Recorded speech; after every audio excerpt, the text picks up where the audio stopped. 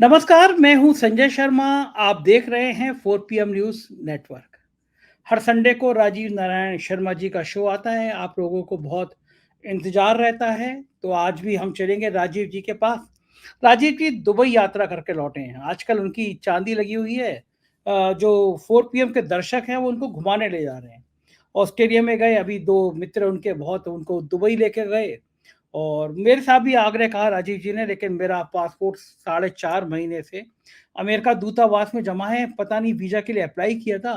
उस समय उन्होंने कहा your visa is approved, congratulation, और उसके बाद वो लेंस लगा के ढूँढ रहे हैं कि मेरे में ऐसी कोई-सी चीज़ है तो मुझे वीज़ा नहीं मिल रहा है, लेकिन मेरा पासपोर्ट भी वहीं जमा है, तो मैं नहीं जा पाया। जब पासपोर्ट मिलेगा तो मैं भी घूमने जाऊँगा। राजीव जी लौट के बड़े उत्साह में हैं क्योंकि वहाँ पे वो एक मस्जिद देख कर आए। और बहुत शानदार मस्जिद थी, मंदिर में भी गए, व्रत था उनका, उस मस्जिद में भी गए, वहाँ के ज्ञान की बातें बताएँगे, लेकिन वहाँ इतने उत्साह में हैं कि आके उन्होंने मोहन भागवत की जन्मपत्री निकाल दी।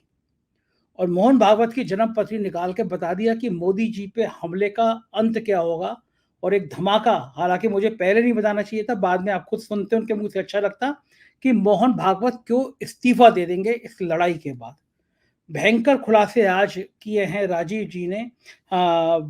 अमेरिका के राष्ट्रपति चुनाव से लेके संसद सत्र तक, और योगी आदित्यनाथ के कांवड़ यात्रा पर जो नाम लगाने वाला विवाद है उस पर। बहुत शानदार शो है, पूरा सुनिएगा तो आपको मजा आएगा। जो मैं हर बार कहता हूँ कि राजीव जी पढ़े लिखे इंजीनियर हैं, लेकिन मन अध्यात्म में हुआ तो ज्योतिषी बन गए। कुछ भविष्यवाणियां सही हुई हैं, कुछ गलत हुई हैं, लेकिन बोलते अच्छा है तो लोग उनको सुनना चाहते हैं। मैं ये भी कहना चाहता हूँ कि मेरा यकीन है ज्योतिषी में, इसलिए मैं ये प्रोग्राम करता हूँ। अगर आपका ज्योतिष में यकीन हो तो आप देखिए, वरना बिल्कुल मत देखिए।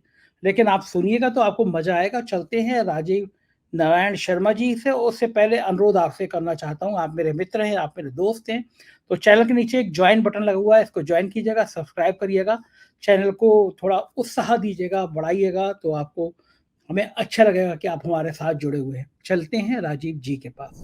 4 PM न्यूज़ नेटवर्क में स्वागत है राजीव जी आपका। आज बहुत सारी बातें मुझे आपसे पूछनी है, धर्म से संबंधित भी पूछनी है, क्योंकि आपने धर्मशास्त्र का बड़ा अध्ययन किया है और आजकल धर्म को लेके बड़ी बहस चल रही है। जी। लेकिन सबसे पहले मैं पूछना चाहता हूँ कि संसद सत्र शुरू हो रहा है, और संसद सत्र की में क्या-क्या होगा ये मैं आपसे जानना चाहता हूँ, क्योंकि जब पार्लियामेंट बना था, उद्घाटन हुआ था, तो आप मानते हैं कि जिस क्षण घटना घटी वो क्षण उसका जन्म होता है, तो आपकी जन्मपत्री संसद की है आपके पास में। तो फिर ये क्या लगता है आपको कि क्या ये जो पार्लियामेंट का सत्र है, ये शांति से बीतेगा, हंगामा होगा, और क्या-क्या होगा इस सत्र में, आपको क्या लगता है? हाँ, देखिए संजय जी, सबसे पहले आपके दर्शकों को ये दिखा देता हूँ, ये 22 तारीख को मतलब कल जब संसद शुरू होगी तो ये 11 बजे की कुंडली है। दर्शक देख लें, 22 तारीख को 11 बजे की कुंडली, सोमवार का दिन है, और ये कन्या लगन की कुंडली बनी है। और मजे की बात है कि कन्या लगन ही जो है इस समय भाजपा का जो वर्षफल बना वो कन्या लगन का ही बना है। भाजपा की वैसे तो मिथुन लगन की कुंडली है, और भाजपा की कुंडली में चौथा घर बनता है ये। तो इस कन्या लगन की कुंडली में लग्न में केतु है, 7वें घर में राहु है, और आपके 5वें घर में चंद्रमा, 6वें घर में वक्री शनि, 9वें घर में बृहस्पति और मंगल, 11वें भाव में शुक्र और सूर्य, और इस लगन का स्वामी बुध होता है, और बुध जो है 12वें घर में है। तो मैं आपके दर्शकों को सबसे बड़ी एक जानकारी बता रहा, ज्योतिष की सीखने वाली। अगर लग्नेश अपने से पीछे वाले घर में चले जाएं, यानी 12वें घर में चले गए, तो हुँ। अपमान का विषय बनता है, नाना प्रकार के अपमान का। और ये कहा जाता है, इसका एक सिद्धांत हमने भी कहा कि लोग विदेश में कब जाते हैं, तो याद रखिए ज्यादातर लोगों की कुंडली दिखाइए जो लोग एनआरआई बन चुके हैं। एक अच्छी रिसर्च आपको मिल जाएगी कि उनको अपने मातृभूमि में सुख नहीं मिला, जिसके कारण वो अपने प्रदेश गए, क्योंकि 12वां घर हमारा प्रदेश का भी है। तो इस कुंडली में विचित्रता ये है कि लग्नेश पिट गए, और जबरदस्त पिटे हैं। इसमें मंगल की दृष्टि जो है और शनि की दृष्टि, मंगल की चौथी दृष्टि, शनि की 7वीं दृष्टि पड़ रही है। साथ में सिंह राशि भी इसमें पीड़ित हो रही है, जो सिंह राशि में ये है बुध, और वृश्चिक राशि भी पीड़ित हो रही है। तो इसका अपने अलग मायने हैं कि वृश्चिक राशि भारत की कुंडली का 7वां घर है। जो भारत की कुंडली मैं आपके दर्शकों को दिखा देता हूं, ये भारत की कुंडली है, भारत की कुंडली। तो भारत की कुंडली का 7वां घर और भारत की कुंडली का चौथा घर। चौथा घर होता हमारा बेसिकली डोमेस्टिक हैप्पीनेस का। तो इस कुंडली के आधार पर मैं ये देख रहा हूं संजय जी कि इसमें सरकार के लिए भयंकर अपमान आ रहा है। इस सदन में, ये जो सदन होगा, हाँ, भयंकर अपमान आ रहा है। क्यों? उसमें मैं ये राइटअप भी आप दिखा दीजिएगा, जब मैं आपको कुंडली भेजूंगा उसको फोकस कीजिएगा। मैंने इसमें लिखा है humiliation to ruling party with fiery and bold attacks by opposition. मतलब इंडिया अलायंस का जबरदस्त अटैक इसमें संसद में होने वाला है, जो सदन हमारा कल से शुरू हो रहा है। मतलब चढ़ के काम करेगा, इंडिया अलायंस चढ़ के बात करेगा। However budget will be people friendly. लेकिन एक बहुत अच्छी बात आम जनता के लिए अच्छी है कि बजट जो है वो दर्शकों को खुश करने वाला आएगा, मतलब पब्लिक, जनता को बहुत सारी कंसेशन मिल सकते हैं, उसको हैप्पीनेस होगी, लग्जरी की आइटम्स हैं, कार है, गाड़ियां हैं, सुख साधन की चीजों पर बहुत सरकार रियायत बरसने वाली है। लेकिन सरकार का, और इसमें लिखा है कीपिंग इन माइंड दी, और इसका सरकार का उद्देश्य क्या है? With lots of concession keeping in mind the upcoming politics and state election.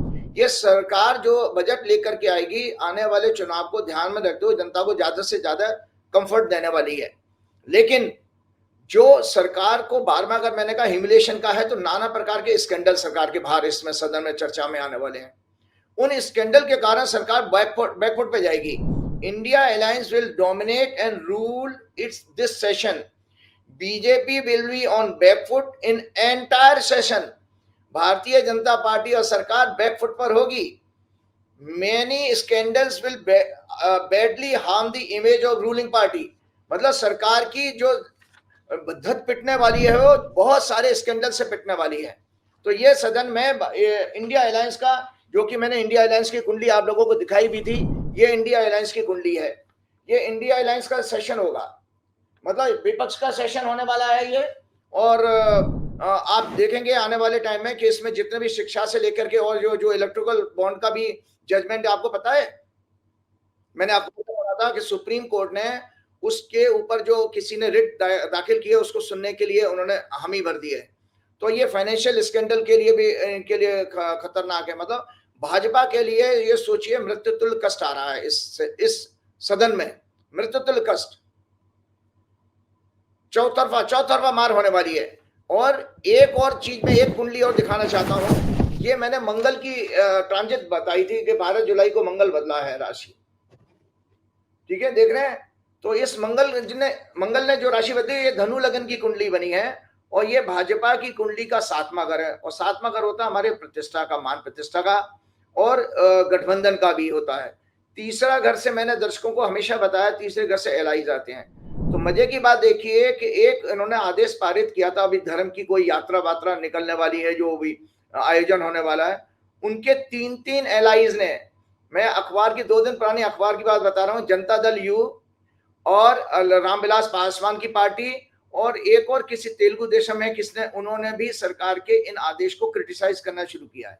तो ये सदन जो सेशन जो शुरू हो रहा है, इसमें बीजेपी अकेली पड़ जाएगी, उसके एलाइज भी उसका साथ नहीं देंगे उसकी पॉलिसीज के मामले में, जो पॉलिसीज इंडिया अलायंस उसकी बैंड बजाने वाली है। तो ये मेरी इसमें एनालिसिस है। और आपको बता देता हूं कि जो मंगल का एक जो बदला था, इसमें काफी विश्व में दुर्घटनाएं का भी योग बन रहा है। और आपको पता है सरकार के लिए बहुत ज्यादा घेरने वाला क्या चीज है, आपको पता ही होगा कि नरेंद्र मोदी जी की जो ओथ हुई थी, मैंने आप लोगों को बताई थी कुंडली के, नरेंद्र मोदी जी की ओथ बहुत गलत समय पर हुई है। और उस ओथ के कारण नरेंद्र मोदी जी को, ये नरेंद्र मोदी जी की ओथ की कुंडली है कि नरेंद्र मोदी जी को बहुत सारा जो है इसमें कष्ट आ रहा है। कि आप देखिए, ये मैंने संगठा चक्र भी दिखाया था, ये एक विशेष मैथमेटिकल चक्र होता है, जिससे देखते हैं कि हम दुर्घटनाएं या और नाना प्रकार के वायलेंस को हम कैसे प्रिडिक्ट कर सकते हैं। तो मैं आप लोगों को बता रहा हूं कि नरेंद्र मोदी जी ने 4 जून 2024 को जब क्या नाम है, उनका रिजल्ट आया है, और 9 जून 2024 को उन्होंने शपथ ली थी। 9 जून के बाद से संजय जी 7 घटना घट चुकी हैं हमारे सैनिकों के ऊपर आक्रमण की।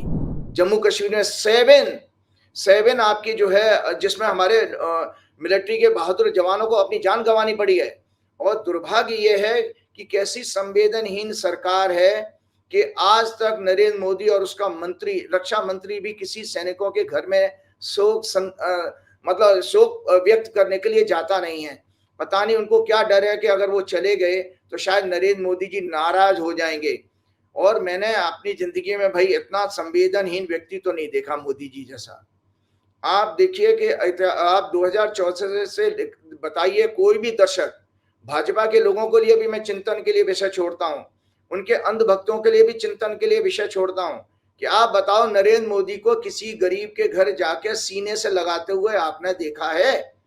क्यों, चाहे वो आपके प्राकृतिक प्रकोप के कारण उनकी मृत्यु हो जाए, चाहे बाढ़ आदि में हो जाए, चाहे दुर्घटना में हो जाए, रेल एक्सीडेंट भी हो गया।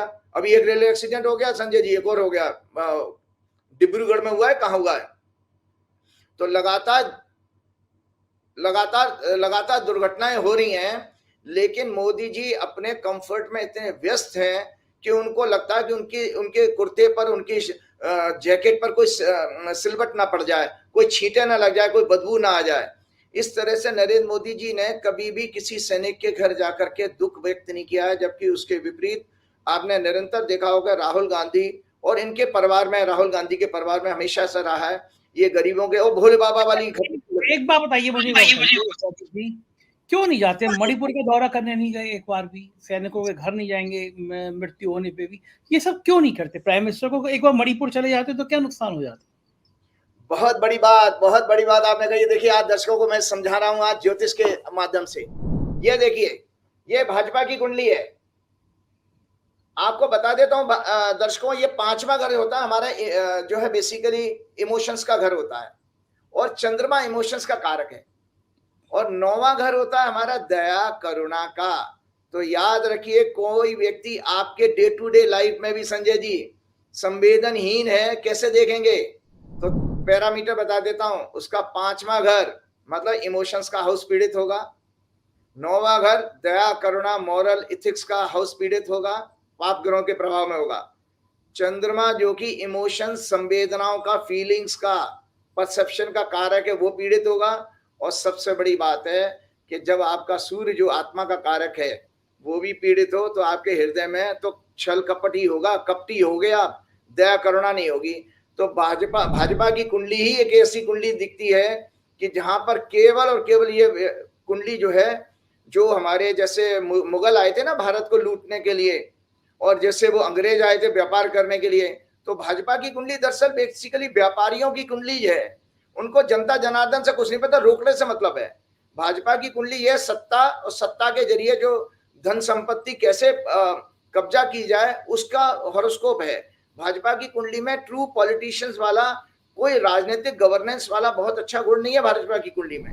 मुझे तो दुर्भाग्य है कि 2010 से हम 14 से हम इस सरकार को देख रहे हैं, तो आप निरंतर देखिए कि किसी भी घटना में ही नहीं है जो है ये लोग दुर्घटना के समय या सैनिकों के, और मतलब आप जो गलवान घाटी में भी जब वो सैनिक मरे थे तब भी बताइए मोदी जी कौन से चले गए थे घर में किसी के? उनको कई सारे घरों में अभी तक उनको मुआवजा की भी परेशानी आ रही है। मोदी जी जब 700 किसान मरे थे तो आप बताइए वो कहाँ किसी के घर में गए थे क्या संवेदना व्यक्त करने? मोदी जी एक भी फोटो, एक भी तस्वीर दिखा दीजिए जहां मोदी जी ने किसी गरीब को गांव में जाकर के गले लगाया। इन्होंने गुजरात में भी ऐसा नहीं किया। और वैसे कहेंगे कि हम गरीब घर में पैदा हूं, पहले तो गरीब घर में पैदा नहीं हुए, अच्छा खासा व्यापार था इनके घर में। तो ये आपके प्रश्न का जवाब। गरीब को गले तो लगाया, देखिए आप अंबानी गए गले लगाया। हाँ, वो बिल्कुल ठीक कहा कि वास्तव में वो अंबानी बहुत गरीब है बेचारा, वो गरीब है, देश की समस्याओं के बारे में चिंता ना करने से वो गरीब है। वो देश में कोई भी आंदोलन हो, कि देश की कोई जनता का वर्ग हो, उसके प्रति उसका कोई मोह ममता नहीं है, उसमें गरीब है वो।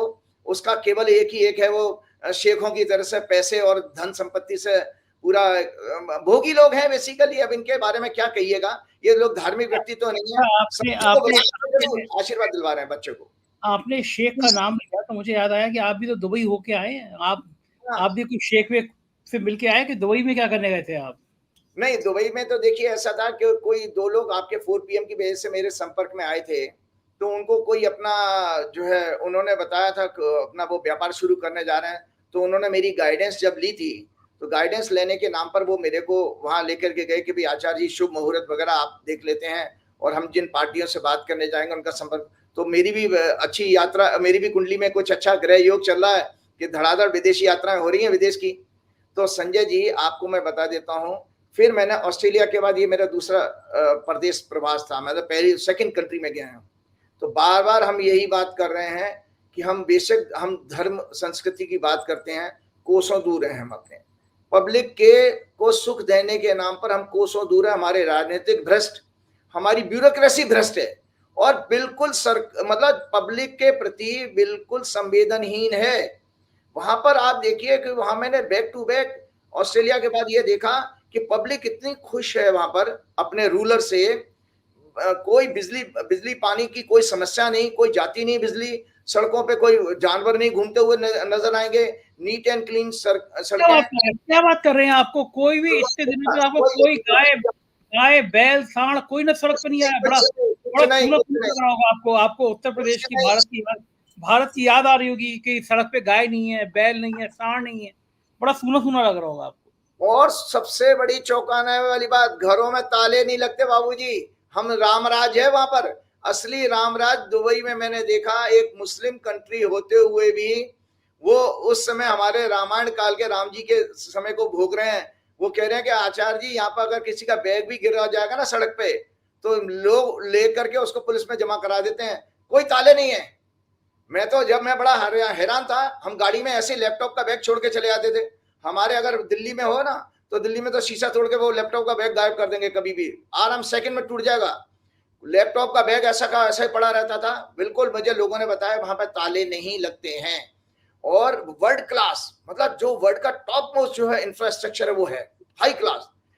जब मैं वहां की कंस्ट्रक्शन की क्वालिटी भी देखता था, फिनिशिंग देखता था, रॉ मटेरियल देखता था, प्योरेस्ट एकदम प्योर, तो ये सब हम देखते हैं कि भाई हम अपने देश में कर क्या रहे हैं। तो आज एक चिंतन हो गया दो देशों के देखने के बाद कि वास्तव में हम जो है मानसिकता से अभी भी हम स्वतंत्र नहीं हो पाए हैं। हमें ये पता ही नहीं है कि हमारा जीवन लोगों को सुख देने के लिए, डेमोक्रेसी का मतलब होता है पब्लिक राजा होती है, पब्लिक को सुख दीजिए, क्योंकि पब्लिक के टैक्स के पैसे से ही सुप्रीम कोर्ट के जजों की तनख्वाह जारी है, प्रधानमंत्री राष्ट्रपति को सैलरी मिल रही है, सारी ब्यूरोक्रेसी को मिल रही है, सारे प्रधानमंत्री पीएमओ के ऑफिसर्स उसी से आपके सैलरी से पल रहे हैं, आपकी फौज से लेकर सारी पैरामिलिट्री फोर्सेस, पुलिस फोर्सेस, सबकी सैलरी हमारे आपके पैसे से जा रही है। लेकिन हम जनता यहाँ पर बेसिकली यहाँ पर एक लेबर क्लास और दरिद्रों की तरह से ट्रीट किया जाता है और एक सौतेला व्यवहार होता है जो अंग्रेजों के टाइम में होता था। बिल्कुल एग्जैक्टली। क्योंकि दुबई में और आपने क्या क्या देखा, एक बहुत सुंदर मंदिर बन रहा है दुबई में, प्रधानमंत्री जी का श्रेय आता है उसमें, दुबई में मंदिर बनवा दिया उन्होंने।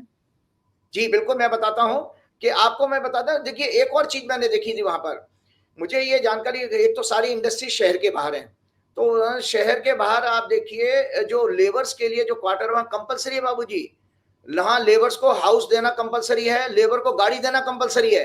आप लेबर को एम्प्लॉय नहीं कर सकते, आप बिजनेसमैन को या उद्योगपति को लेबर को गाड़ी देनी पड़ेगी। लेबर वहां पे पैदल नहीं आएगा आपके यहाँ वर्किंग के लिए। और आपको पता उनके घर भी एसी हैं सारे के, और साथ में उनकी वर्किंग आवर्स ऐसी हैं, दोपहर के 12 बजे से 3 बजे तक कोई किसी लेबर को एम्प्लॉय नहीं काम नहीं कर सकता। 50,000 धीरम का फाइन है वहां पे, 50,000 धीरम। अगर कोई लेबर 12 बजे से 3 बजे काम करती हुई पकड़ी गई किसी इंडस्ट्री में, तो उस इंडस्ट्री पे पेनल्टी लग जाएगी। तो इतना कंफर्ट है। अब आता हूं बात उसके लिए कि 150 किलोमीटर दूर आबू धाबी में एक हमारा स्वामी नारायण संस्था जो गुजरात की है, उसका मंदिर जो है वहां पे बना था, जो मोदी जी भी गए थे। मोदी जी ने उद्घाटन नहीं किया था, शामिल हुए थे। उद्घाटन शब्द तो मंदिर के लिए ठीक नहीं लगता है, बेसिकली मंदिर की प्राण प्रतिष्ठा होती है। तो मंदिर में उसमें काम अभी भी चल रहा है। मैं फोटो मैंने खींच के लाया हूं, तो आप अपने दर्शकों को दिखाइएगा। 2 धार्मिक स्थल मैंने देखे, और उस दिन दर्शकों को मैं बताना चाहता हूँ, देवशैनी एकादशी थी, बड़ा पवित्र दिन था। मैं कई वर्षों से एकादशी के, दोनों एकादशी के व्रत रखता हूँ, शुक्ल पक्ष की भी और क्या नाम है कृष्ण पक्ष की भी। तो देवशैनी एकादशी वो एकादशी है जिस दिन भगवान नारायण, हमारे हिंदू धर्म के मतलब हमारे शास्त्रों की मान्यता है कि भगवान नारायण क्षीर सागर में रेस्ट करने के लिए चले जाते हैं। और 4 महीने वो जब आपके देवोत्थान एकादशी आएगी नवंबर में, तब उसके बाद आपकी शादी वगैरह सब होती हैं। हम लोग common day to day life में देखते हैं, शुभ कार्य इस समय नहीं होते हैं। और इस दौरान इन 4 महीनों में ज्यादातर वैष्णव लोग साधना करते हैं, संत महात्मा ध्यान लगाते हैं और शिव जी की आराधना होती है। तो उस दिन, पवित्र दिन के दिन आप दर्शकों को शेयर करते हो, कुछ अपने पर्सनल एक्सपीरियंस से शेयर करते हो, मुझे अच्छा लग रहा है और दर्शक उसमें ज्ञान के रूप में देखेंगे। तो पहले तो मैंने दर्शन किए स्वामीनारायण संस्था के मंदिर के। बन रहा है, बहुत खूबसूरत है, बहुत बड़े इलाके में 25 एकड़ में है। मूर्तियां वहां शिव जी की भी थी, राम जी की थी, और राम दरबार था पूरा, और कृष्ण राधा भी थे। उसके बाद संजय जी, मैंने अभी तक जिंदगी में मस्जिद नहीं देखी थी, कभी मस्जिद नहीं देखी। मुझे एक जिज्ञासा थी कि मस्जिद में ये किस चीज की पूजा करते होंगे। तो मैंने उन लोगों से, जो लोग मुझे लेके जा रहे थे, मैंने कहा यार मैं मस्जिद देखना चाहता हूँ। मुझे सुनने में आया कि अबू धाबी में बहुत ही खूबसूरत मस्जिद है, जिसका मोदी जी खुद भी गए थे उस मस्जिद में, क्योंकि मोदी जी की व्यक्तिगत मित्रता है अबू धाबी के शेख से। तो संजय जी, मुझे उस मस्जिद को भी आप दिखाइएगा। तो मैं जब अंदर गया तो मेरे साथ जो लोग, जो एक दूसरे सज्जन हिंदू थे, वो ये कहने लगे, मुझसे कहने लगे, आचार्य जी हम यहाँ क्या करेंगे। उन्होंने मुझसे कहा हम मस्जिद में क्या करेंगे। तो मैंने कहा प्रार्थना करेंगे। मैंने बोले प्रार्थना करेंगे, मैं मतलब नहीं समझा। बोले, वो कहते यहाँ तो मूर्तियां नहीं होती। तो मैंने उनसे हंस के कहा, मैंने देखिए जनाब, मूर्ति के साथ पूजा करना, प्रार्थना करना, ये तो आप समझिए जैसे आपने केजी में एडमिशन ले रखा है। केजी में एडमिशन लेते हैं ना, शुरुआत में बच्चे का एडमिशन कराते हैं, और उसके बाद सॉरी नर्सरी में एडमिशन ले रखा है, नर्सरी के बाद आता केजी, केजी के बाद फर्स्ट आती है। तो मूर्ति पूजा बेसिकली नर्सरी वाली स्टेज है। आपका जब लेवल इतना बढ़ जाए, भगवान आपको, भगवान जब कहते हैं सर्वत्र हूं, मैं सभी जगह हूं, सर्वव्यापी हूं, तो मुझे तो कहीं भी प्रार्थना कर सकते हो। तो संजय जी बहुत खूबसूरत, मैं गया जब अंदर हॉल में, बहुत एक तो अच्छी सी खुशबू आ रही थी, कारपेट था, एयर कंडीशन था, वहां पर कुरान शरीफ भी रखी हुई थी, और उस जगह पर एक हॉल था बहुत बड़ा। वहां का राजा शेख भी उन्हीं जगहों पर आकर के प्रार्थना करता है, नमाज अदा करता है। तो नमाज का मतलब है प्रार्थना बेसिकली। और मैंने पूछा उन लोगों से सजदा का मतलब क्या होता है। सजदा का मतलब है माथा टेकना जमीन पर, जो हम साष्टांग प्रणाम करते हैं माथा टेक करके, वो सजदा। तो मैंने वहां पे देखा, मैंने चारों तरफ निगाह उठा के देखी, वहां पे कोई मूर्ति नहीं थी। तो मैंने कहा ये तो मेडिटेशन हॉल है बेसिकली। सो आज दर्शकों के लिए बता देता हूं कि पहली बार जिंदगी में मैंने मस्जिद के दर्शन किए, एक ही दिन किए, उस दिन मेरा उपवास भी था, मंदिर भी मैं गया हूं, और उस दिन जो है मस्जिद भी गया हूं। मैंने वहां पर बैठ के, दर्शकों की जानकारी के लिए बताते, मैंने 3 बार हनुमान चालीसा पढ़ा और शिव जी के सारे स्तोत्र पाठ किए। मैं मनी मन में कर लेता हूं जाप, कि मुझे जरूर किसी को सुनाने की जरूरत नहीं है। उस मस्जिद में बैठ के बता रहा हूं, हो सकता है उसमें किसी को कोई आपत्ति नहीं हो, क्योंकि वो मेडिटेशन हॉल था, और आराम से इतना अच्छा ध्यान लगा, इतनी अच्छी वाइब्रेशन आ रही थी। क्योंकि हम लोग कभी कभी हिंदू धर्म के मंदिरों में क्या है ना, शोर शराबा, प्रसाद, उसकी वजह से गंदगी बहुत हो जाती है। तो आपका जो रियल मायने है मंदिर का, मैंने आपके प्रोग्राम में कई बार बताया है कि मंदिर का शाब्दिक अर्थ है मन जमा इंद्रियां, मन प्लस इंद्रियां। जहां पर मन और इंद्रियों की शुद्धता होती है और आपको ध्यान आपका लगने के प्रति आपका आकर्षण बढ़ता है, वो प्लेस मंदिर कहा जाता है, जहां आपकी मन और इंद्रियां शांत हों। और यहाँ तो आपकी उत्तेजना होती है। आपने देखा नहीं, वो हाथरस में बाबा ने एक बहुत बड़ा आयोजन किया था, उसमें 121 लोग मर गए बेचारे। अब बताओ, बेचारे बाबा को सुनने आए थे कि वो अपनी मौत, इस तरह से दर्दनाक मौत उनको मिली है। तो इस पे हम सब लोगों को चिंतन करना पड़ेगा। तो मैं आपको बता देता हूं कि हमारे धार्मिक स्थलों में जो मंदिर वगैरह हैं, उनमें कृपया करके मैं लोगों से आग्रह करूंगा कि इतनी जगह तो बनाइए कि लोग ध्यान कर सके वहां पर। हम बांके बिहारी के मंदिर में भी जाते हैं, भाई साहब धक्के लगते रहते हैं, जेबें कट जाती हैं, ऐसे हमारे धार्मिक स्थल हो चुके हैं, पता नहीं क्या हो रहा है। लेकिन मैंने इस मस्जिद में देखा, उस शेख ने, मतलब ये सोचिए, मैंने तो ताजमहल देखा नहीं है, मुझे तो ताजमहल से भी ज्यादा खूबसूरत प्रतीत हुई है वो, ताजमहल से भी ज्यादा। और पूरा मकराना ये कहा जाता है कि ये राजनेताओं ने दीवार खड़ी कर दी, क्या फर्क है राम और अल्लाह में, क्या फर्क है रहीम में और इन रहमान में, या किसी भी हिंदू राम में। ये सब तो बनाई हुई चीजें हैं। लेकिन जब धर्म की बात आई है तो मैं ये जानना चाहता हूँ कि उत्तर प्रदेश सरकार का क्या होगा। राजीव जी, सरकार में युद्ध बहुत छिड़ गया है। योगी को दिल्ली हटाना चाहता है, केशव मौर्य उनके खिलाफ साजिश कर रहे हैं, और योगी ने हिंदुत्व का कार्ड चल दिया है। उन्होंने कहा कि सब दुकानें, कावड़ की यात्रा पे जो लोग जाएंगे, दुकान वाले अपना नाम लगाएंगे। इशारा यही है कि मुसलमानों की दुकानों से लोग लेंगे नहीं, सामान नहीं लेंगे। और मैंने आज ट्वीट किया है कि गंगा जल लेके कावड़ लौट रहे थे मुजफ्फरनगर में, एक ढाबे पे रुके, वहां पे दाल मंगाई, दाल में प्याज का, लहसुन का तड़का लगा था, गुस्से में आ गए, सब होटल तोड़ दिया। होटल वाले हिंदू था, प्रबोध नाम था।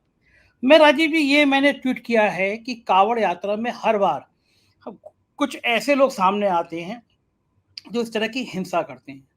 मैंने कुछ नशे में भी लोग देखे हैं कावड़ यात्रा में, कुछ हथियार लेके जाते हुए लोग देखे हैं कावड़ यात्रा में। तो मैंने कहा जिस तरह दुकानदारों का आप नाम परिचय सार्वजनिक कर रहे हो, उस तरह कावड़ लेके कौन जा रहा है इसका भी एक करेक्टर सर्टिफिकेट जारी कर दो। अपराधी तो नहीं जा रहे, गुंडे तो नहीं जा रहे। दूसरी बात मैं राजीव जी ये जानना चाहता हूँ, जब मैं पूजा करने जाता हूँ, धार्मिक स्थान पर जाता हूँ, तो मेरा मन शांत होना चाहिए। ये दाल में अगर प्याज का लहसुन का तड़का आ गया तो मैंने होटल तोड़ दिया, ये कौन सी साधना होती है? भाई आप दूसरी दाल मंगा लो, कह दो बड़े प्यार से कि हम पूजा पाठ से लौट रहे हैं, प्याज नहीं खाएंगे, दूसरी दाल मंगा लो। ये जो पूजा पाठ के नाम पे हिंसा होती है, और हर साल कावड़ यात्रा में कहीं ना कहीं कुछ ना कुछ घटनाएं होती हैं, ये क्या उचित है इस तरह का नाम परिलक्षित करना भगवान की यात्रा में, कि नाम लगा दो ठेलों पे? और ये आप राजनीति कार्ड तो खेल सकते हो हिंदू मुसलमान के बीच, क्योंकि चुनाव में लोगों ने हिंदू मुसलमान को तकार दिया। जो चुनाव रिजल्ट आया, बीजेपी पिटी है बहुत बुरी तरह से यूपी में। तो क्या ये भावनाएं भड़काने का जो षड्यंत्र है, क्या ये भी जन्म पत्री में आता है? कोई ग्रह ऐसा होता है कि सरकारें ही ऐसा काम करने लगती हैं? सरकार एक तरह की संरक्षक है, गार्जियन है, उनका काम परिवार के सब लोगों को एकजुट करना है। लेकिन सरकार ही अगर लोगों के बीच में इस तरह बंटवारा करने लगे, हिंसा की बातें करने लगे, तो क्या ज्योतिष में ऐसा भी कोई ग्रह होता है जो सरकारों को इस तरह का काम करने की भावना बढ़ाता है? बहुत अच्छी बात आपने ऐसा प्रश्न मुझे दिया है आज ये, कि मुझे मेरे हृदय के बहुत नज़दीक है। पहली बात मैं आपको भाई भारत की कुंडली, क्योंकि हम देश की चर्चा कर रहे हैं, हमें किसी योगी जी से या किसी स्टेट चीफ मिनिस्टर से कोई लेना देना नहीं है।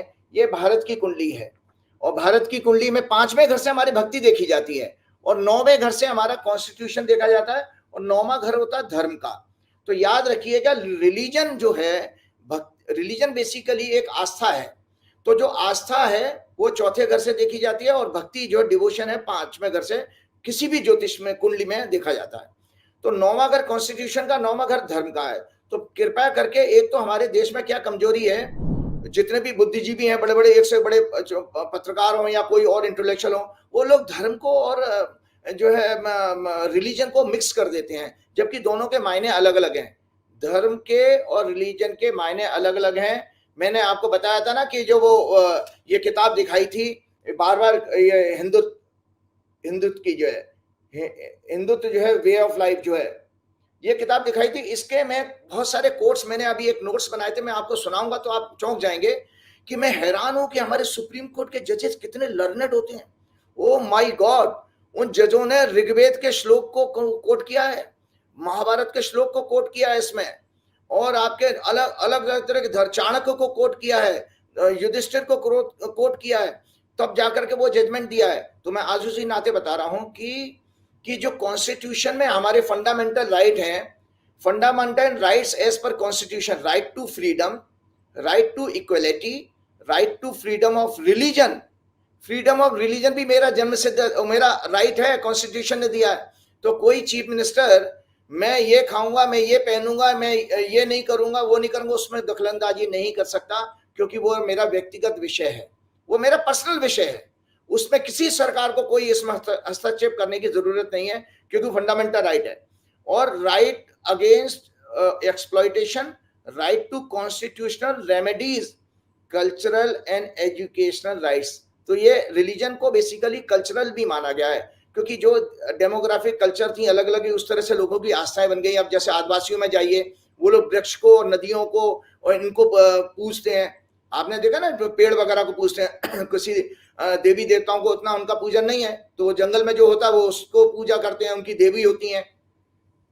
Constitution says that the responsibility of the legislature is not just to provide fundamental rights, but also more importantly to safeguard them.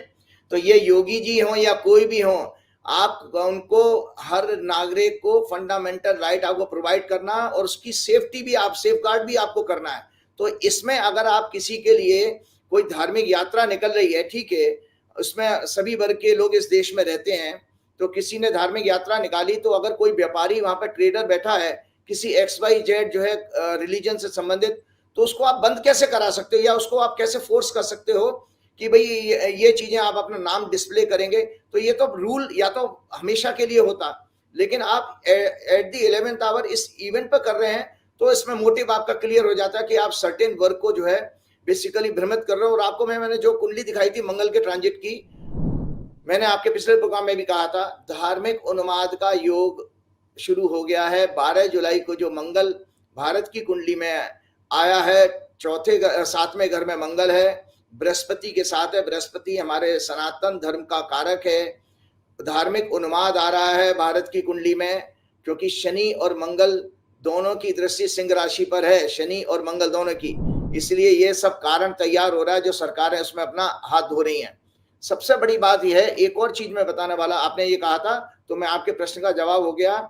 5वां घर भक्ति का डिवोशन, जो सबको, आपको जो आपने कहा था ना कि भाई जिसको 9वां घर पीड़ित होगा, सरकार का भी, अगर कोई चीफ मिनिस्टर हो या मिनिस्टर हो, तो वो कॉन्स्टिट्यूशन का सम्मान नहीं करेगा और वो धार्मिक नहीं हो सकता, क्योंकि आध्यात्म जो है, धर्म जो है, वो 9वें घर से देखा जाता है।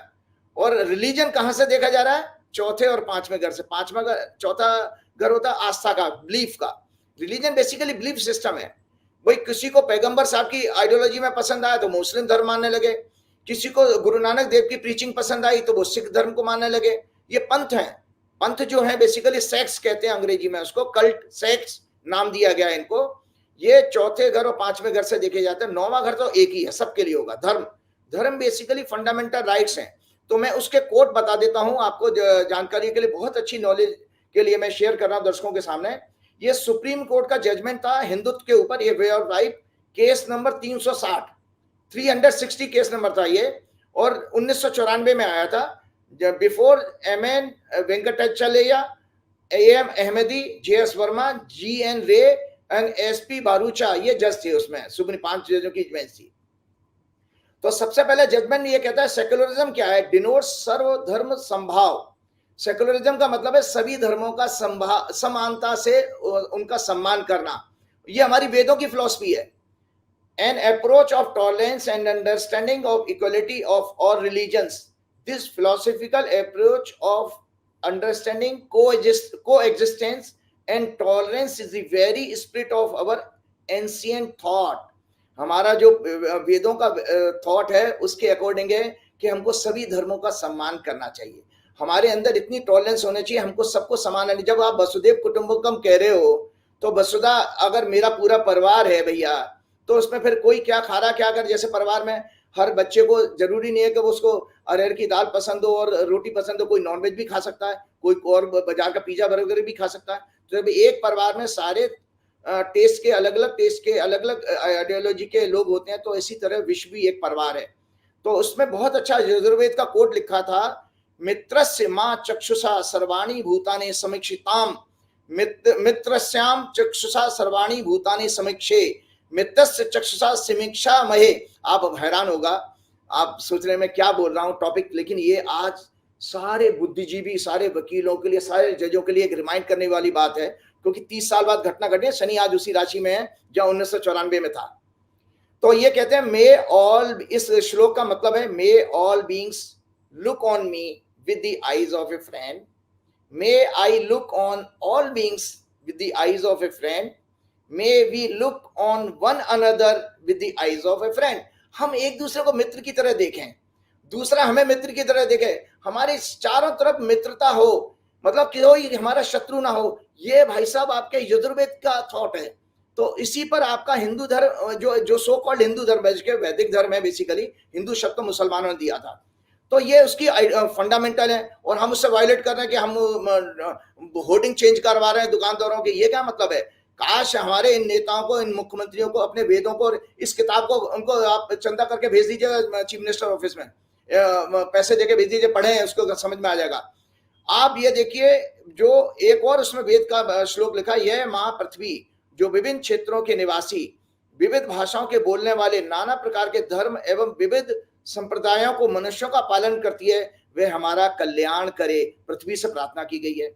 आप देखिए, ये O mother earth give to us as your children the capacity to interact harmoniously, may we speak sweetly with another. मतलब ये सोचिए कि ये हमारे वेदों के मंत्र हैं। वो ये कहते हैं कि माँ, जैसे एक माँ अपने बच्चों में भेदभाव करें, और ये नेता लोग जो हैं आग लगाते रहे। मुझे बताइए, सब लोग जानना चाहते हैं, ये जो लड़ाई चल रही है उत्तर प्रदेश में, योगी बनाम मोदी, योगी बनाम अमित शाह, केशव मौर्य बनाम योगी, इसका अंत क्या होगा? ये लड़ाई बढ़ेगी? किसी एक नेता का पलायन होगा? क्या लग रहा है आपको, उत्तर प्रदेश की लड़ाई किस मोड़ पे आ जाएगी? हाँ, 2 सेकंड और लूँगा मैं, क्योंकि मैं एक बता देता हूँ टॉपिक मेरा चला। धर्म देखिए हमारे इस जजमेंट के अनुसार, क्योंकि मैं जजमेंट को ही कोट कर रहा हूँ। धर्म क्या है? Dharma is the rule of law for all being. आपका जैसे कॉन्स्टिट्यूशन का रूल ऑफ लॉ है, बिना रूल ऑफ लॉ के कोई देश सरवाइव नहीं कर सकता। इसी तरह एक रूल ऑफ लॉ है जिससे मानवता जीवित रह सकती है, वो धर्म, उसको धर्म कहा गया है। ये सभी आइडियोलॉजी के लिए, मुस्लिम धर्म के लिए भी लागू होता है, मुस्लिम संप्रदाय के लिए भी लागू होता है, सिख संप्रदाय के लिए भी, क्रिश्चियनिटी के लिए भी, बौद्ध धर्म के लिए, जैन धर्म के लिए, सभी लोगों के लिए रूल ऑफ लॉ है। Dharma is the rule of law for all being regarded as duty. इसको ड्यूटी का दर्जा दिया गया। The basic principle of cosmic और individual existence. Sanatan Dharma are ancient ordinances, ordinance है ये Sanatan Dharma, mentioned in its first knowledge of human mankind, Rigveda. इसकी उत्पत्ति धर शब्द से हुई है, जिसका अर्थ है धारण करना, means upholding, supporting, nourishing and sustaining.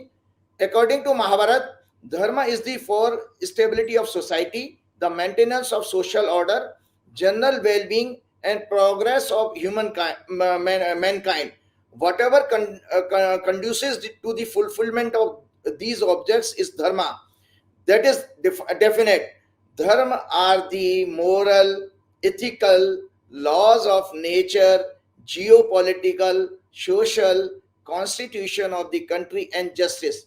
इसको धर्म कहा गया है संजय जी। इसलिए धैर्य, क्षमा, सत्य, अहिंसा, चोरी ना करना, इंद्रियों पर कंट्रोल करना, शुद्धता, ये धर्म के 10 लक्षण कहे गए हैं। और अब आपकी बात पे आता हूं, तो इसमें रिलीजन को ये कहा गया, रिलीजन बेसिकली इंडिविजुअल फेथ है, बिलीफ सिस्टम है।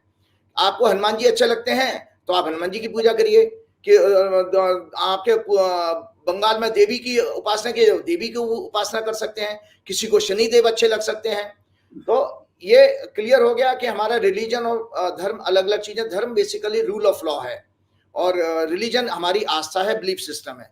तो जो आपका प्रश्न है मैं आपको बता देता हूं, मैंने आपके पिछले प्रोग्राम में ही कहा था कि बीजेपी के वर्षफल में ये मंगल की दृष्टि तीसरे घर पर जारी है। जो वर्षफल मैंने एनुअल हॉरोस्कोप दिखाया था बीजेपी का, ये बीजेपी का एनुअल हॉरोस्कोप है। इसमें तीसरे घर पर ये बीजेपी का एनुअल हॉरोस्कोप है, इसमें तीसरे घर पर जो है मंगल की और शनि की दृष्टि जारी है वर्षफल का।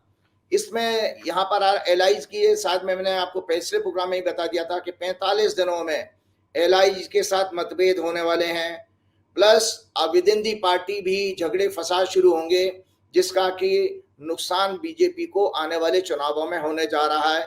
क्योंकि सिंह राशि और वृश्चिक राशि इस समय शनि और मंगल दोनों से पीड़ित है। तो आपको जानकारी होना चाहिए कि बीजेपी की चंद्र कुंडली वृश्चिक लगन की है, तो लगन भी पीड़ित हो गया और 10वें घर में सिंह राशि है, पीड़ित हो रहा है। चंद्रमा की महादशा चल रही है इनकी, तो बीजेपी में तो पक्के रूप से झगड़ा फसाद होने वाला है। और अभी मोहन भागवत जी ने एक बयान और दे दिया है कि कोई भी सुपर ह्यूमन बीइंग की तरह काम नहीं कर सकता। एक बहुत सीधा सीधा इतना सख्त बयान है मोहन भागवत जी का, जो सीधा सीधा नरेंद्र मोदी के और अमित शाह की वर्किंग पर अटैक करता है। और एक जानकारी के लिए मैं बता देता हूं, पहली बार मैं ये हॉरोस्कोप लेकर के आया हूं कि मोहन भागवत जी की ये हॉरोस्कोप है। ये दर्शक देख ले, मोहन भागवत जी की हॉरोस्कोप है। मोहन भागवत जी का जन्म 11 सितंबर 1950 11:04 में सांगली महाराष्ट्र में हुआ था। तो आज इसलिए मैंने हॉरोस्कोप चर्चा की कि मोहन भागवत जी कुछ ऐसा भी करने जा रहे हैं जो कि देश में राजनीतिक भूचाल लाने वाला है।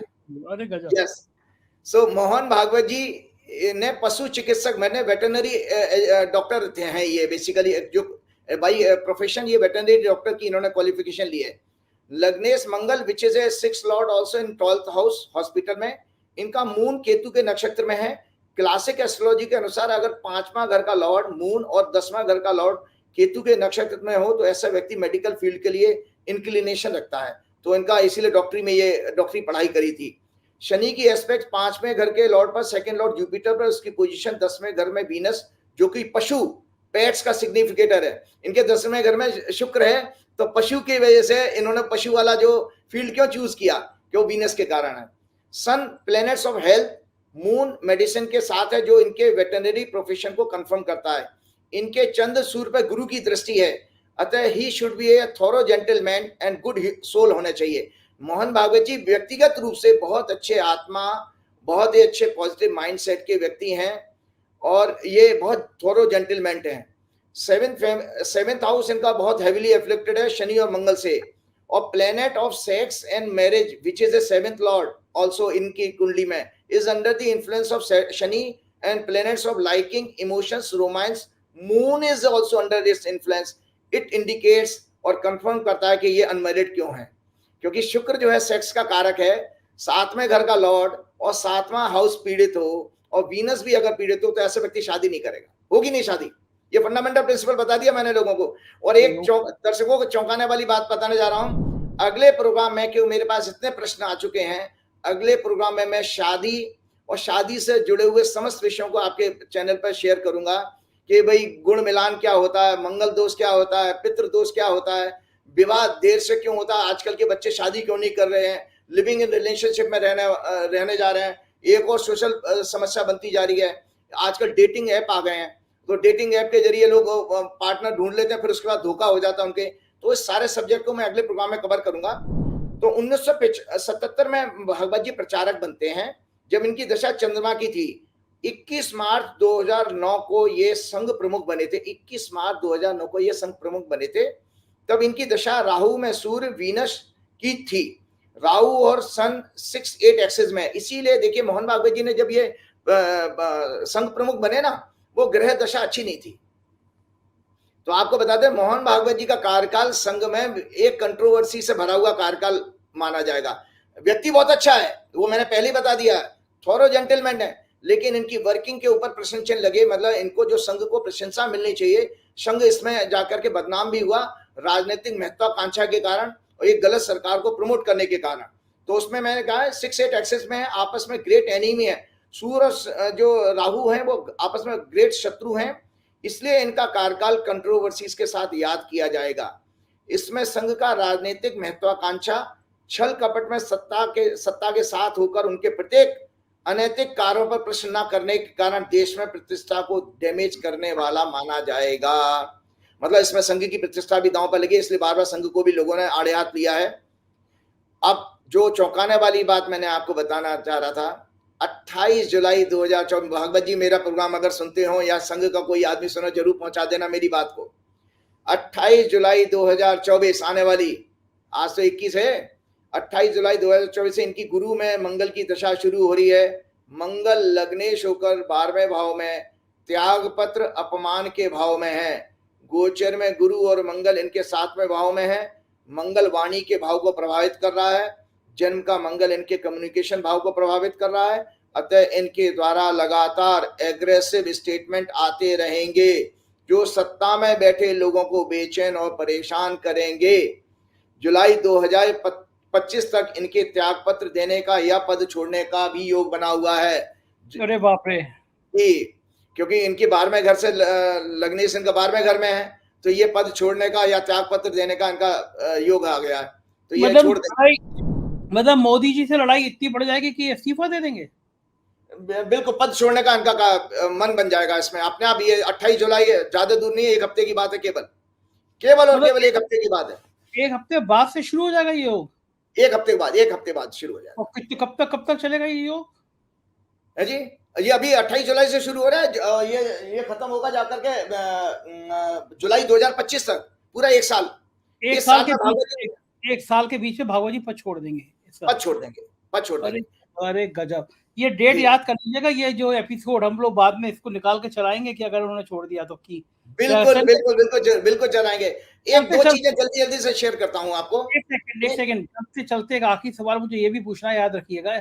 आपकी बात के बाद मेरा सवाल जो है वो एडवांस में बता दे रहा हूँ। मैं अमेरिका के चुनाव में पूछना चाहता हूँ, क्योंकि जब आप मुझे मिले थे तो आपने अमेरिका की बड़ी सटीक भविष्यवाणी करी थी। तो पहले आप अपनी बात बता दीजिए और फिर अमेरिका के बारे में बता दीजिए। हाँ, मैंने अमेरिका के प्रश्न में ही आ गया हूँ। ये मैं डोनाल्ड ट्रंप की ये हॉरोस्कोप दिखा रहा हूँ, ये दर्शक देख ले। डोनाल्ड ट्रंप की, इनके ऊपर अभी पिछले कुछ दिन पहले एक जानलेवा हमला हुआ था। ये डोनाल्ड ट्रंप की कुंडली है। डोनाल्ड ट्रंप का जन्म 14 जून 1946 को हुआ था। सिंह लगन की कुंडली है, मंगल लगन में बैठा है, बृहस्पति इनके दूसरे घर में है, केतु और चंद्रमा चौथे घर में, 10वें घर में सूर्य राहु, 11वें भाव में बुध और 12वें घर में शुक्र और शनि इकट्ठे हैं। इनका जो है मैं आपको बता देता हूं, जिस दिन ये घटना घटी है धनु लगन था उस समय पेंसिल्वेनिया में इनको 13 जुलाई को 6:15 पर शाम के टाइम गोली का अटैक हुआ है। बंदूक जो पिस्टल मारी थी लड़के ने, मतलब सॉरी पिस्टल से अटैक किया था। तो उस दौरान इनका धनु लगन है, लग्न पर 6वें भाव से मंगल की दृष्टि, अष्टमेश चंद्रमा का 10वें भाव में राहु केतु से पीड़ित होना, लग्नेश गुरु का 6वें भाव में होना अचानक इस घटना को कंफर्म करता है।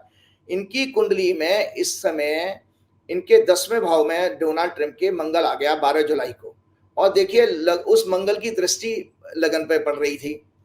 और याद रखिएगा दुर्घटना कभी भी अगर कोई होगी, एक तो 8वां घर अचानक मतलब सडन इवेंट्स का होता है, और 6वां घर होता है बेसिकली एक्सीडेंट का या किसी की इंजरी का।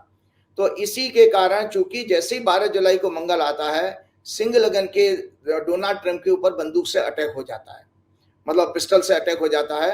तो ये घटना अपने आप में कंफर्म करती है कि कितनी सटीक इनकी हॉरोस्कोप भी मेरे पास सटीक है। अब मैं आने वाले टाइम में बता देता हूं।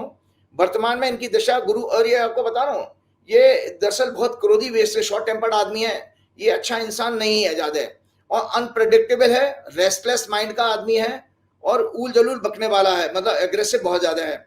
वर्तमान में इनकी दशा गुरु केतु 16 सितंबर 2024 तक, शनि चल रहा है 30 जुलाई 2024 तक चल रही है।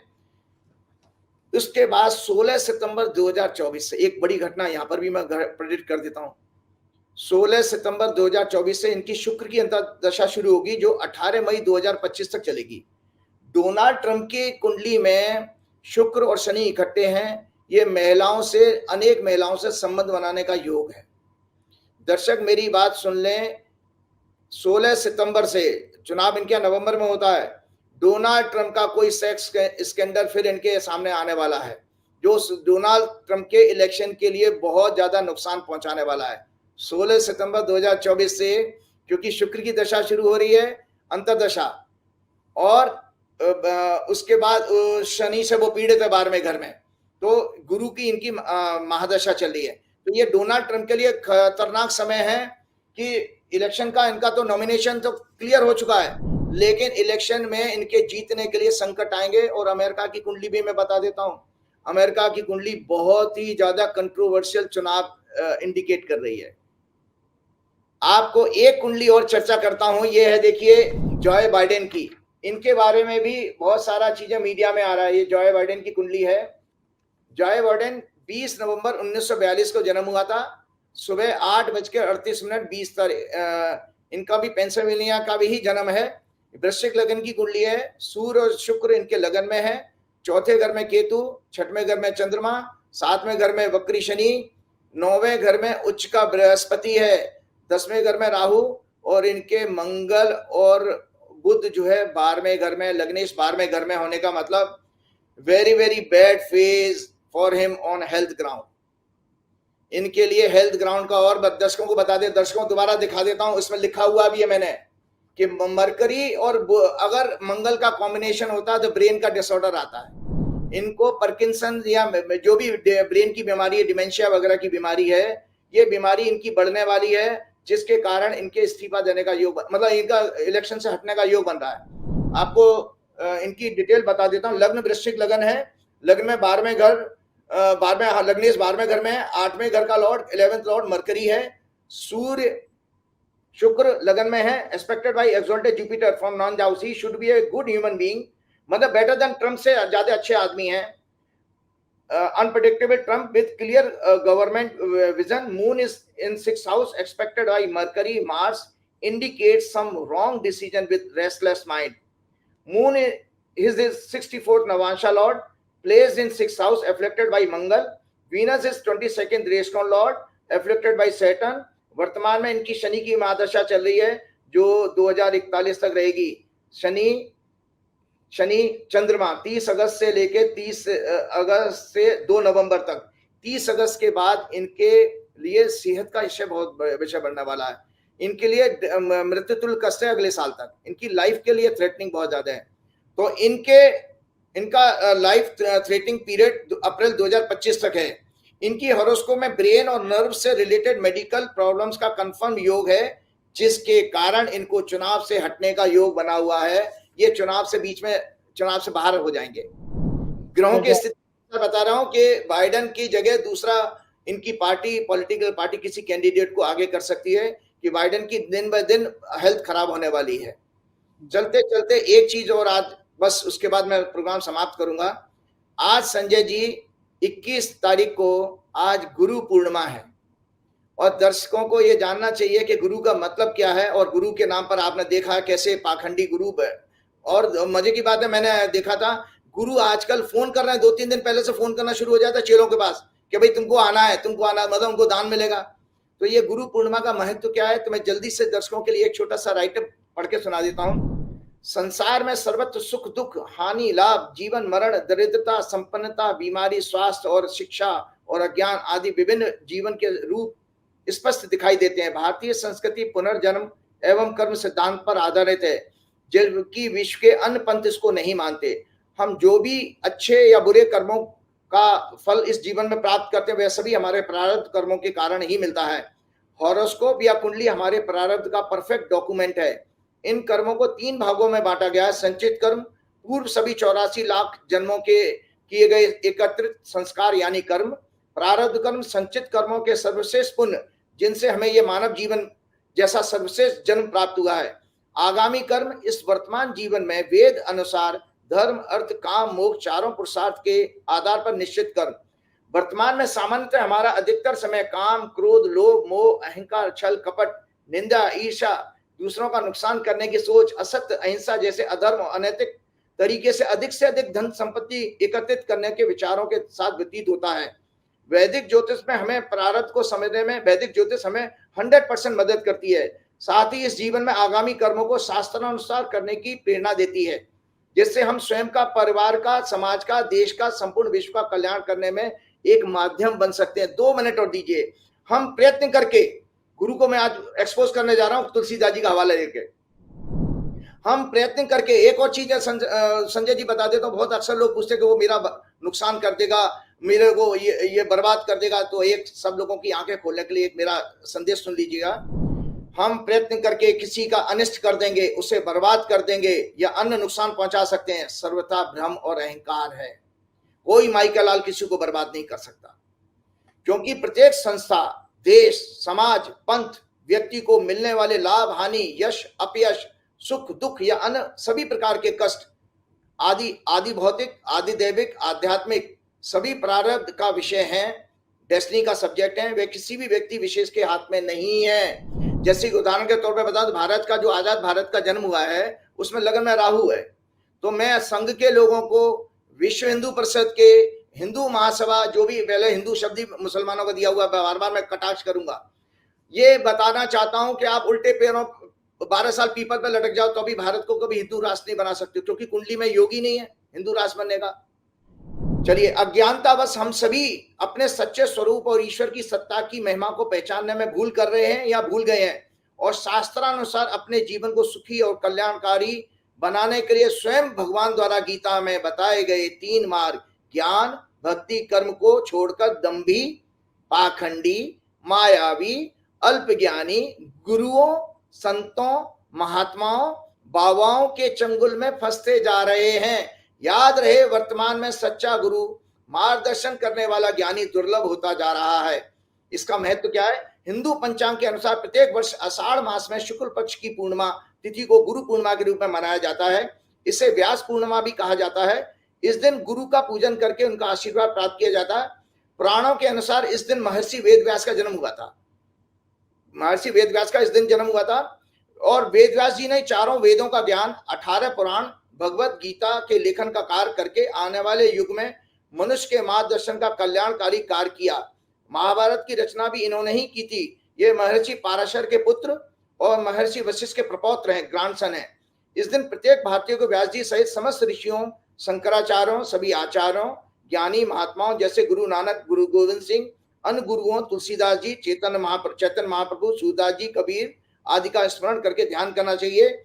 उनके दिए हुए मानवता के कल्याण के संदेशों पर चिंतन करना चाहिए। अपने माता पिता का, अपने अध्यापकों का भी आशीर्वाद लेना चाहिए। माँ हमारी सर्वप्रथम गुरु होती है संजय जी। माँ से हम पहला शब्द सीखते हैं, इसलिए माँ सर्वोच्च गुरु माना गया है, सर्वप्रथम गुरु माँ को। गुरु कौन है? जल्दी से 1 सेकंड दीजिए, मैं आपको लग रहा थोड़ा सा ज्यादा हो गया। गुरु कौन है?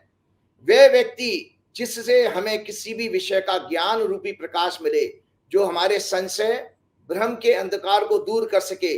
सच्चा गुरु कभी भी मनुष्य को अपने आश्रम या अपने से जोड़ने का प्रयास नहीं करता कि मेरे आश्रम में आओ। सुन ले, मैं दोबारा रिपीट कर रहा हूं। सच्चा गुरु कभी भी मनुष्य को अपने आश्रम या अपने से जोड़ने का प्रयास नहीं करता, बल्कि भक्त को ईश्वर की महिमा का ज्ञान देकर ईश्वर की तरफ जोड़ने का प्रयास करता है। क्योंकि भगवान के साथ तो हमारा संबंध सदा से है और स्वाभाविक है, क्योंकि हम सभी भगवान के सनातन अंश हैं। गीता में चैप्टर 15 में भगवान ने कहा न, ममे वांशो जीव लोके जीव भूत है सनातना। हे अर्जुन, सभी जीवों में मेरा अंश है। और जीवन का परम सत्य भी यही है कि उसने ही हमें पृथ्वी पर भेजा है और अंत में उसी के पास हम सभी को जाना है। और राज कपूर का गाना बड़ा फेमस है, एक लाइन सुना देता हूं। सजन रे झूठ मत बोलो, खुदा के पास जाना है। ना हाथी है और ना घोड़ा है, वहां पैदल ही जाना है। गुरु शब्द 2 शब्दों से मिलकर बना है, बता देता हूं। गुरु शब्द में गु नाम अंधकार रूपी अज्ञानता का है और रू नाम ज्ञान रूपी प्रकाश का है। अर्थात जो आपके अज्ञानता रूपी अंधकार को ज्ञान रूपी प्रकाश से दूर कर दे, वही गुरु है। वर्तमान में श्री हनुमान जी से सच्चा और बड़ा गुरु कोई संभव नहीं है। इसलिए तुलसीदास जी ने प्रार्थना की, श्री गुरु चरण सरोज रज निज मन मुकुर सुधार, वर्ण बुद्धिहीन तनु जान के सुमरो पवन कुमार, विद्या देव मोह हरौ कलेश विकार। मैंने आपको बताया था पिछले प्रोग्राम में भी कहा, 5 प्रकार के कलेश होते हैं। 5 प्रकार के कलेश हैं, अज्ञानता, अहंकार, राग, द्वेष और फियर ऑफ डेथ मतलब डर। और 5 विकार होते हैं, काम, क्रोध, लोभ, मोह, ईर्ष्या, निंदा करना, चुगली करना, झूठ बोलना। एक तुलसीदास जी ने आज के संतों के ऊपर बात कही है, आपका प्रोग्राम उसी के, ये है रामचरितमानस उत्तर कांड में तुलसीदास जी ने जो लिखा है, गुरुओं के आज के जो गुरु हैं। गोस्वामी तुलसीदास कलयुग में पाखंडी संतों, महात्माओं, बाबाओं और गुरुओं के बारे में रामचरितमानस के उत्तर कांड में लिखते हैं। पर त्रिय लंपट कपट सयाने, मोह द्रोह ममता लपटाने, तेई अभेद वाणी ज्ञानी नर, देखा मैं चरित कली जुग कर। बहु दाम संवारही धाम जति, विषया हरि लीनी न रही विरति। तपसी धनवंत दरिद्र ग्रही, कली कौतुक तात न जात कही। अर्थात जो पराई स्त्री में, सुन लीजिए संत महात्माओं के लिए, और ऐसे ही आपके डे टू डे लाइफ में मिल भी रहे हैं, जो पराई स्त्री में आसक्त, राग रखने वाला, कपट करने में चतुर, मोह द्रोह ममता में लिपटा हुआ है, वही मनुष्य ब्रह्म और जीव को बताने वाला ज्ञानी अपने आप को कह रहा है। मैंने कलयुग का ऐसा चरित्र देखा है। सन्यासी बहुत धन लगाकर बड़े बड़े आश्रम बनाते हैं, उन्हें सजाते हैं, उनमें वैराग्य नहीं रहा, हर भोग विषयों में उन्हें हर लिया है। तपस्वी धनवान होते जा रहे हैं और गृहस्थ दरिद्र होता जा रहा है। हे तात, कलयुग की लीला कुछ कही नहीं जाती। मतलब आप देख रहे हैं कि आज जितना भी अरबों रुपया आश्रमों में भरा पड़ा है और बेचारा भक्त गरीब है। इसके साथ ही कृपा करूं गुरुदेव की नाई। बहुत शुक्रिया राजीव जी, बहुत बहुत शुक्रिया, धन्यवाद। सुना आपने क्या जबरदस्त भविष्यवाणी करी है कि मोहन भागवत की स्थिति ऐसी आ जाएगी कि वो 1 साल के भीतर इस्तीफा दे देंगे, और क्या क्या होगा राजीव जी ने आपको बताया। मुझको यकीन है ये चर्चा आपको अच्छी लगी होगी। मुझे जरूर बताइएगा अपनी राय से। शुक्रिया, थैंक यू।